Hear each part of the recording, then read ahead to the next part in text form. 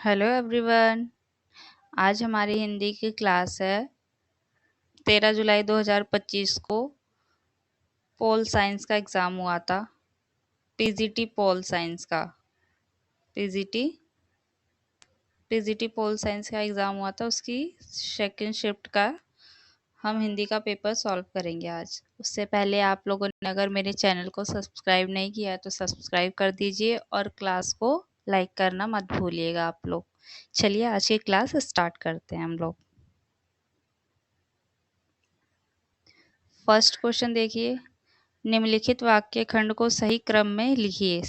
हमें जो वाक्य दे रखा है उसको सही क्रम में लिखना है। भारत की राष्ट्रभाषा है हिंदी। तो एक बार हम ऑप्शन देख लेते हैं। हिंदी भारत की राष्ट्रभाषा है, ये हो सकता है। राष्ट्रभाषा की भारत हिंदी, ये गलत है। भारत की है राष्ट्रभाषा हिंदी, ये भी सही मतलब फॉर्मेशन नहीं दे रहा है, वाक्य का खंड सही क्रम नहीं दे रहा है। भारत हिंदी की है राष्ट्र, नहीं ये भी नहीं है। तो करेक्ट ऑप्शन हमारा 1 है, हिंदी भारत की राष्ट्रभाषा है। सेकंड क्वेश्चन है हमारा, कारक के आधार पर वाक्य पूर्ण कीजिए। निश्चय ही यह कहा जा सकता है कि जिंदा दिली डैश जीवन जीना एक कला है। जिंदा दिली के जीवन का सा या की क्या होगा? तो निश्चय ही यह कहा जा सकता है कि जिंदा दिली से जीवन जीना एक कला है। करेक्ट ऑप्शन हमारा 3rd होगा। क्वेश्चन नंबर 3rd है हमारा, कारक के आधार पर वाक्य पूर्ण कीजिए। विपक्ष का दायित्व बनता है कि वह सरकार से नीतिगत विषयों डैश चर्चा करने की मांग करे। तो यहाँ पे तो साफ पता चल रहा है, विषयों के लिए तो नहीं होता, विषयों से चर्चा नहीं, विषयों में नहीं, विषयों पर। विपक्ष का दायित्व बनता है कि वह सरकार से नीतिगत विषयों पर चर्चा करने की मांग रखे। करेक्ट ऑप्शन हमारा 4th है। क्वेश्चन नंबर 4th है, कारक के आधार पर वाक्य पूर्ण कीजिए। आप लोग देख रहे हैं कितने कारक आ रहे हैं। हर एक पेपर में कारक से 3 से 4 क्वेश्चन जरूर पूछे जा रहे हैं DSSB के एग्जाम में। तो आप लोग जो कारक है उसको इन डीप पढ़ के जाइएगा। चलिए मैं एक दिन आप लोगों के लिए कारक की क्लास लेकर आऊंगी, जिसमें मैं जितने भी हमारे 8 कारक हैं बहुत अच्छे से आप लोगों को समझा दूंगी। उस क्लास को आप लोग देख लीजिएगा बहुत अच्छे से। आपके कारक के एक भी क्वेश्चन आप लोगों से गलत नहीं होंगे। चलिए क्वेश्चन नंबर 4 देखते हैं हम। कारक के आधार पर वाक्य पूर्ण कीजिए। कर्मचारियों के समय पर आने डैश उनकी हाजिरी प्रक्रिया पर ध्यान देने की आवश्यकता है। आने पर उनकी हाजिरी प्रक्रिया पर ध्यान देने की आवश्यकता है, नहीं ये नहीं हो सकता। आने से हाजिरी नहीं, आने के लिए उनकी हाजिरी प्रक्रिया पर ध्यान देने की आवश्यकता है। करेक्ट होगा हमारा 3rd, में भी नहीं होगा, क्योंकि इसमें कहा गया है कर्मचारियों के समय पर आने के लिए उनकी हाजिरी प्रक्रिया पर ध्यान देने की आवश्यकता है। आप लोगों ने देखा होगा कि बहुत कर्मचारी होते जो सही टाइम पर नहीं आते हैं, तो उनके समय पे आने के लिए यही किया जा सकता है कि उनकी हाजिरी प्रक्रिया जो है उसको सही किया जा सके, तभी वो समय पर आ जाएंगे। तो यहाँ पे के लिए। क्वेश्चन नंबर 5th है, दिए गए वाक्यों में से इच्छा का पर्यायवाची वाक्य चुनिए। इच्छा का हमें पर्यायवाची वाक्य चुनना है। हमेशा तो शब्द देता है, आज वाक्य दे रखा है। तुमको अपने विषय में भी सोचना चाहिए, सोचना चाहिए ये तो नहीं होगा। अभी मुझे सिर्फ एक नौकरी की कामना है, ये हो सकता है। देश के प्रति प्रेम रखना हमारा दायित्व है, दायित्व तो नहीं होती इच्छा का। अब यह मेरा कोई कार्य नहीं है, तो ये भी गलत है। यहाँ पे जो कामना शब्द है ना वो इच्छा का पर्यायवाची है। तो करेक्ट ऑप्शन हमारा 2nd है। जो वाक्य है इच्छा का वो, अभी मुझे सिर्फ एक नौकरी की कामना है, कामना मतलब इच्छा है, अभी एक नौकरी चाहिए उससे। क्वेश्चन नंबर 6 है, नीचे दिए गए वाक्यांश के लिए एक सार्थक शब्द दिए गए विकल्पों में से चुनिए।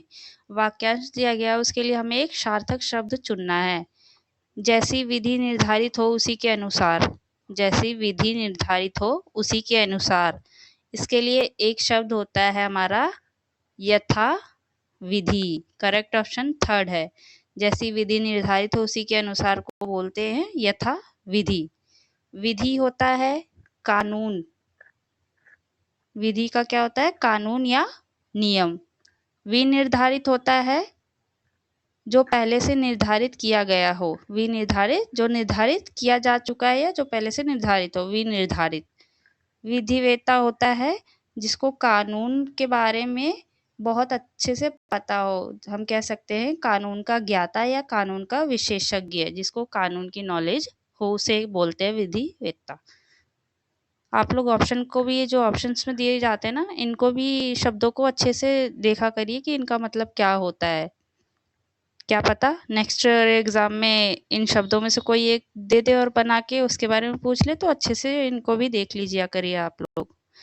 मुझे तो ये लगता है कि नोट डाउन करना बेस्ट होता है। जैसे जैसे मैं एक एक शब्द को एक्सप्लेन करती हूँ क्या है इसका मतलब, तो इनको नोट डाउन कर लीजिए आप लोग किसी नोटबुक में, ताकि आप लोगों को बाद में रिवाइज करने में इजी पड़े।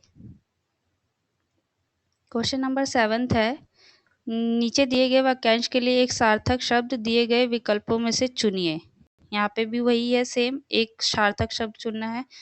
दुष्ट उद्देश्य से की जाने वाली मंत्रणा या साजिश।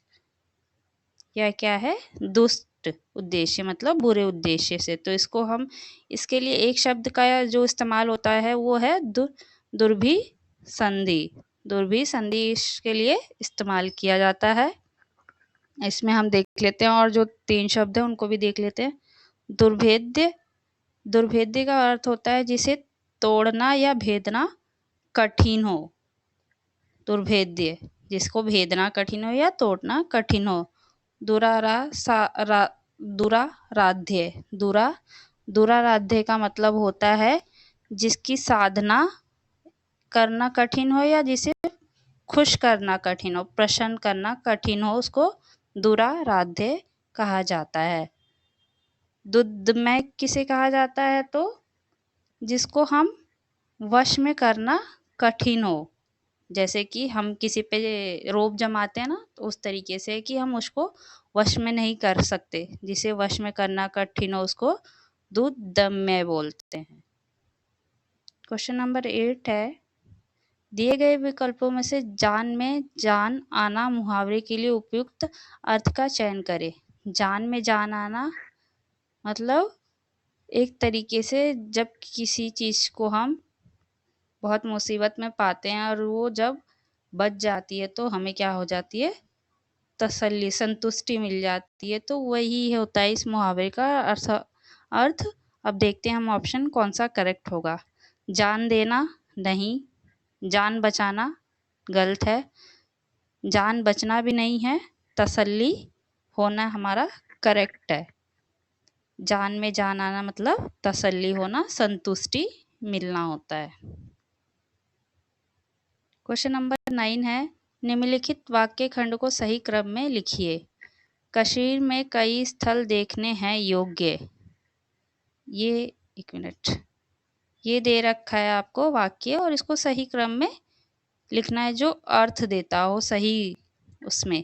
तो पहला ऑप्शन देखते हैं हम, कश्मीर स्थल है में कई देखने योग्य। तो इसका तो कोई फॉर्मेशन बन ही नहीं रहा सही से क्रम। कश्मीर कई स्थल योग्य हैं मैं देखने, इसमें यहाँ पे सब कुछ गड़बड़ सा हो गया है।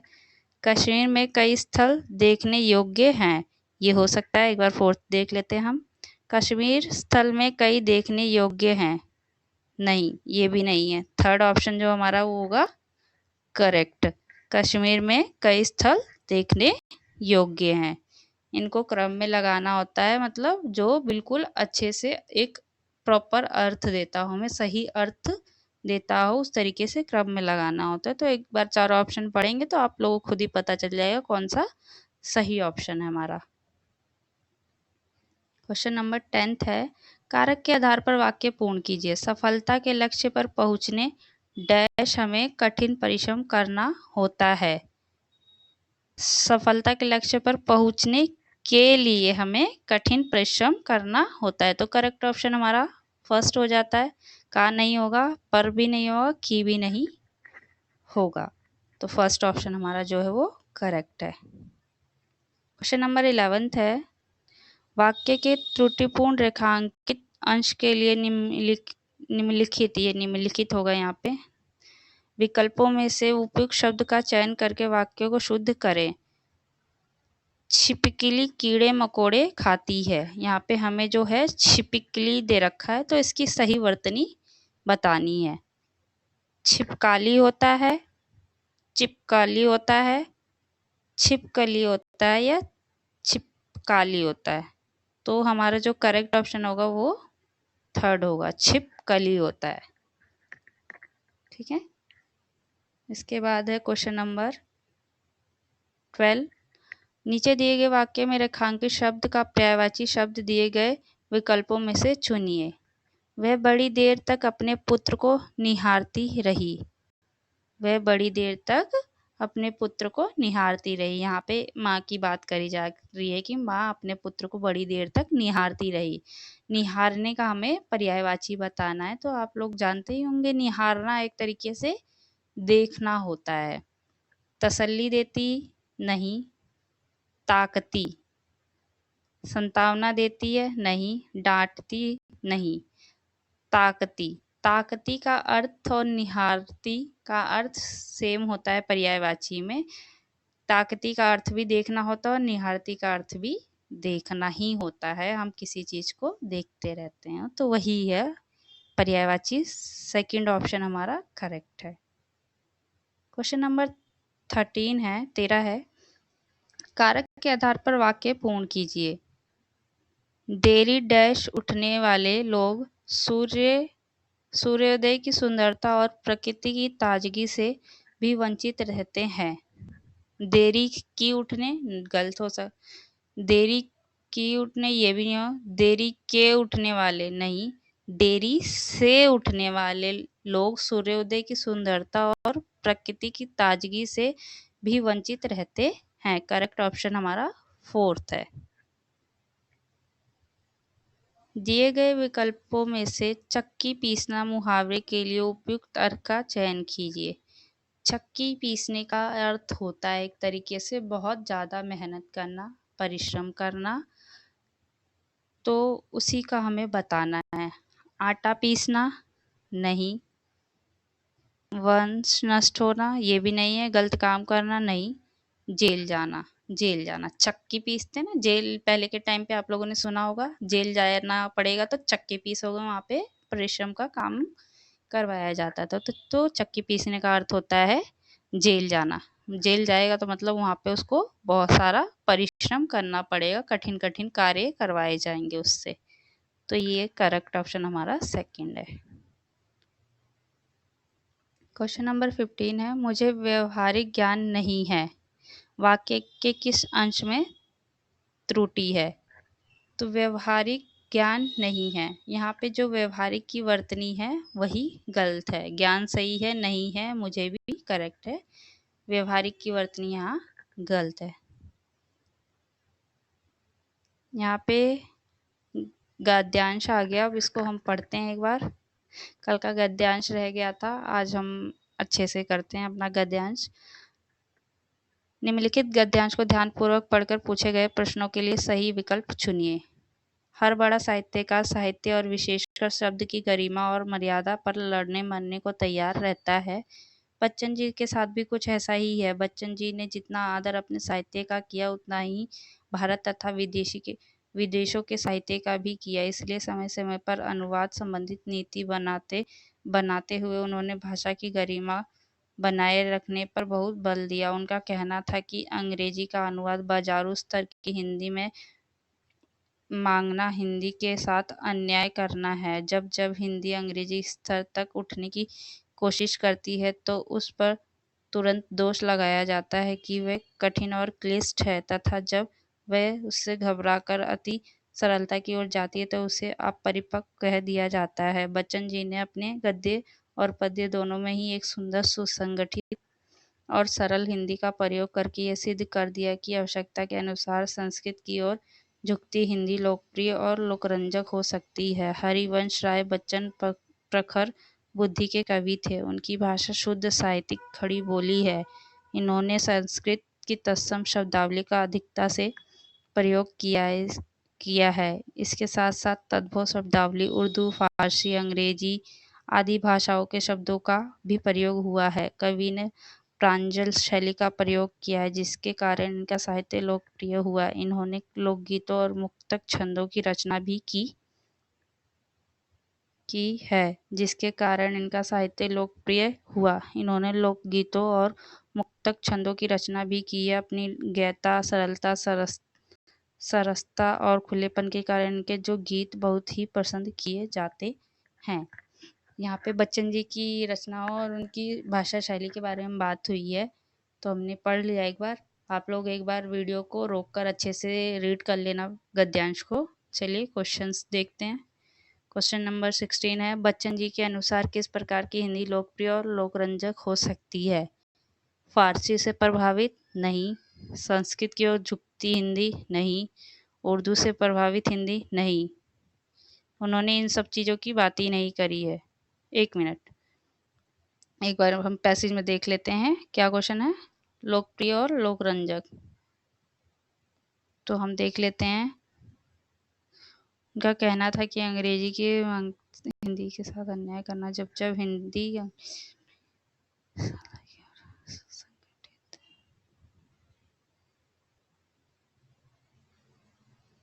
देखिए यहाँ पे है, यहाँ पे देखते हैं कहाँ से स्टार्टिंग है।